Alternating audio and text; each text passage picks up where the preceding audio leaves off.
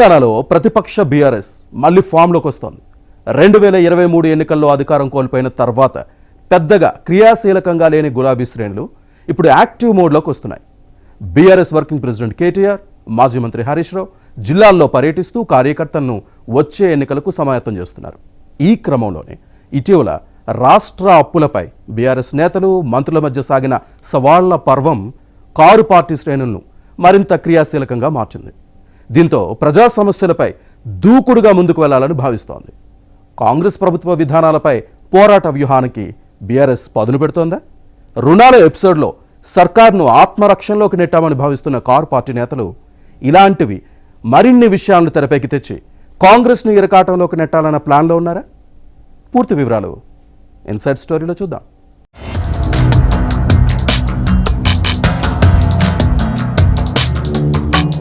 తెలంగాణ శాసనసభ ఎన్నికలకు ఇంకా 2 ఏళ్లకు పైగా సమయం ఉన్న రుణాలు, దారుణాలు, గురుకుల పాఠశాలల టెండర్లు వంటి అంశాలపై ప్రతిపక్ష బీఆర్ఎస్, అధికార కాంగ్రెస్ నేతల మధ్య సాగుతోన్న పరస్పర విమర్శలు, ఆరోపణలు, సవాళ్లతో రాజకీయాలు వేడెక్కుతోన్నాయి.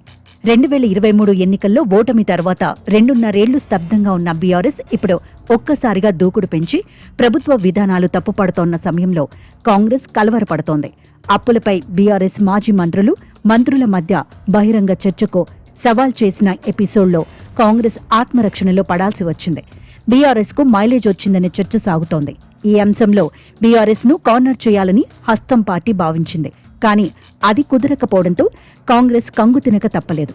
డ్రామాను రక్తి కట్టించాలని ప్రయత్నించిన మంత్రుల వ్యూహం విఫలమవ్వడంతో చివరికి సీఎం రేవంత్ రెడ్డితో చివాట్లు తప్పలేదు. స్లీపింగ్ మోడ్ నుంచి బీఆర్ఎస్ యాక్టివ్ మోడ్లోకి రావడంతో హస్తం పార్టీని ఇరకాటంలోకి నెట్టిందన్న విశ్లేషణలు ఉన్నాయి.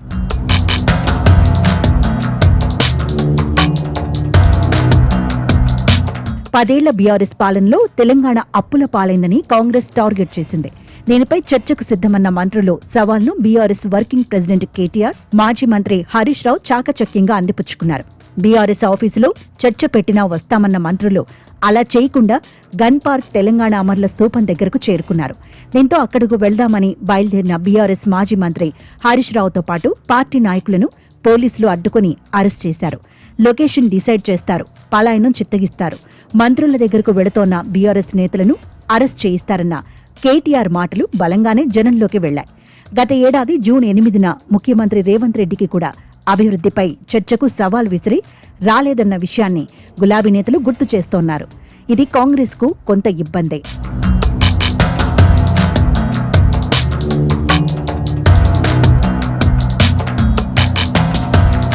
ఇలా వరుసగా కాంగ్రెస్ నేతలు, మంత్రులు బహిరంగ చర్చకు సవాల్కు కట్టడి ఉండకపోవడం బీఆర్ఎస్ కు కలిసి వచ్చింది. అప్పులపై బహిరంగ చర్చకు సవాల్ చేసిన ఎపిసోడ్లో మంత్రుల వైఖరి ముఖ్యమంత్రి రేవంత్ రెడ్డి తప్పుపట్టని విషయాన్ని గుర్తుపెట్టుకోవాలి. బీఆర్ఎస్ ఆఫీసులో చర్చకు వస్తామన్నప్పుడు వెళ్లి ఉండాల్సిందే. అలా చేయకుండా సీఎల్పీ ఆఫీసులో కూర్చోవడం ఏంటని ప్రశ్నించిన విషయాన్ని ప్రస్తావించుకోవాలి. ఎప్పుడైనా బహిరంగ చర్చకు సవాల్ విసిరితే ప్రెస్ క్లబ్లో పెట్టాలని, దీనికి భిన్నంగా గన్ పార్కుకు వెళ్లిన మంత్రుల తీరును ముఖ్యమంత్రి వేలెత్తి చూపారు. బీఆర్ఎస్ బండారాన్ని బయటపెట్టే మంచి అవకాశాన్ని వదులుకున్నామని సీఎం రేవంత్ రెడ్డి మంత్రులకు తలంటిన విషయాన్ని గుర్తుపెట్టుకోవాలి. ఈ మొత్తం వ్యవహారం బీఆర్ఎస్ కు అనుకూలంగా మారిందన్న విశ్లేషణలు ఉన్నాయి.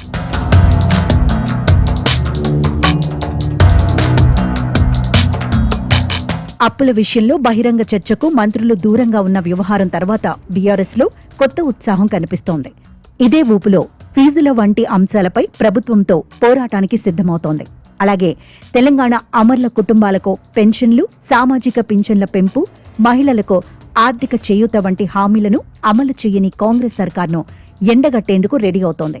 ఇప్పటికే జిల్లాల పర్యటనలో ఈ విషయాలను ప్రజల్లోకి తీసుకెళ్లిన బీఆర్ఎస్ ఇకపై మరింత స్పీడ్గా ముందుకు వెళ్లాలని భావిస్తోంది.